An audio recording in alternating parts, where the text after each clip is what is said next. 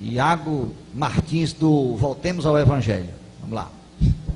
Queria agradecer ao irmão Nicodemos por estar na nossa cidade, por estar edificando a gente. E eu queria fazer uma pergunta sobre princípio regulador do culto. O senhor fez. O senhor comentou que nós só devemos adotar para o culto público aquilo que a Bíblia ensina que façamos. Eu concordo, acredito que Levíticos 10 deixa isso muito claro para a gente. Mas a questão é, até que ponto a gente tem que considerar isso? Por exemplo, o senhor comentou que é contra teatro. Mas se a gente considerar o teatro como um meio de ensino, que o ensino é algo que é ensinado, que é ordenado para o culto público, até onde a gente poderia considerar isso? O senhor comentou que coral, o senhor concorda com corais, mas o coral não é algo que é expressamente ordenado, mas é um meio do povo adorar a Deus. Até onde a gente pode considerar o que é válido e o que não é com base nisso? Tá certo. Essa é uma pergunta muito boa, e hoje boa parte da discussão, Iago, sobre o culto tem a ver com a questão da aplicação do chamado princípio regulador. Eu acho que a melhor maneira para a gente entrar nesse assunto é fazer uma distinção entre elementos de culto e circunstâncias do culto. Elementos de culto são aquelas atividades espirituais que Deus prescreveu para serem feitas no culto. Oração, o louvor, leitura da palavra, pregação, oferta, existe dúvida sobre isso. Bênção no final do culto, existe dúvida sobre isso. Com certeza, as ordenanças, batismo e ceia do Senhor. Então, estes são os elementos do culto, há pouca divergência sobre esses elementos. Os pontos de briga são a questão das ofertas, se fazem parte do culto ou não, e a questão da bênção apostólica no final do culto. Então, a discussão sobre esses dois. Mas, no geral, os elementos são estes. Então, estes são os elementos de culto, eles fazem parte do culto.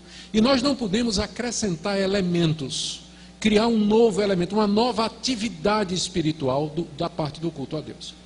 Dito isso, você tem que lembrar que existem circunstâncias relacionadas com o culto a Deus que não são matéria de fé, e que não é uma questão de elemento, mas uma questão de bom senso. Por exemplo, a Bíblia não diz quantas reuniões a igreja tem que ter no domingo.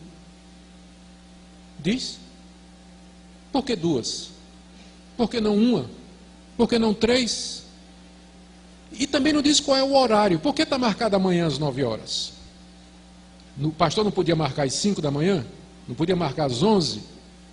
Então tem coisas relacionadas com o culto a Deus que são circunstanciais e que dependem do bom senso. Por que ele não vai marcar um culto às 5 horas? Porque ninguém vem, é claro. Por que 9 horas? 9 horas é um horário bom, dá tempo de você tomar café, acordar, não é isso? Então o bom senso manda que você marque 2 cultos no domingo, porque tem gente que pode vir de manhã e não pode vir à noite, tem gente que pode vir à noite, não pode vir de manhã, e tem gente que gostaria de vir 2 vezes. Então 2 é um número razoável. Mas, por exemplo, lá em São Paulo, onde o trânsito é muito complicado, já tem igrejas que seguem o modelo coreano.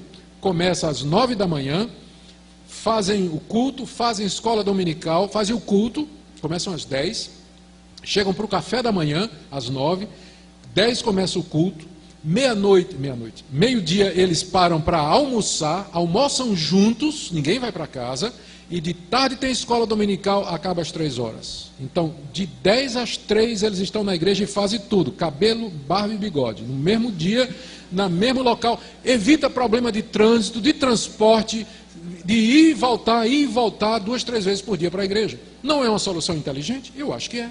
E dependendo do lugar, é válido, porque a Bíblia não diz quantas vezes você tem que se reunir no domingo e nem qual é o horário. A Bíblia também não diz, não fala sobre data show, não fala sobre sonorização, não fala sobre que tipo de mesa, não diz se o pastor tem que usar paletó ou não paletó, embora para muita gente o 5º sola da reforma é o sola gravata, né? Aliás, é o 6º sola, né? É sola gravata. Eu não creio no sola gravata.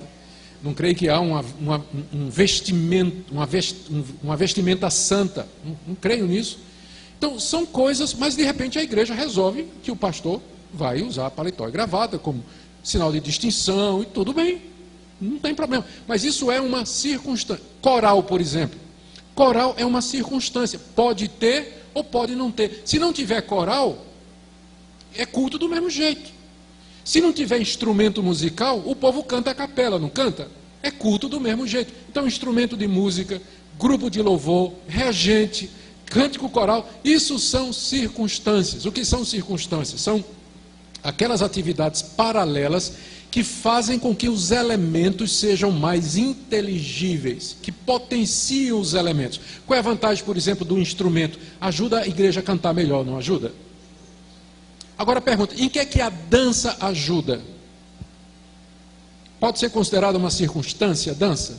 Não, na verdade, ela não ajuda em nada. Além de ela distrair, a mensagem que você passa por mímica, ela não ajuda você a compreender. Nada substitui uma boa explicação da Bíblia. E você dançar enquanto alguém está cantando ou enquanto alguém está pregando, isso não vai ajudar o povo a compreender. E é por isso que eu incluo nessa categoria o teatro também. O teatro, ele não torna a palavra mais inteligível.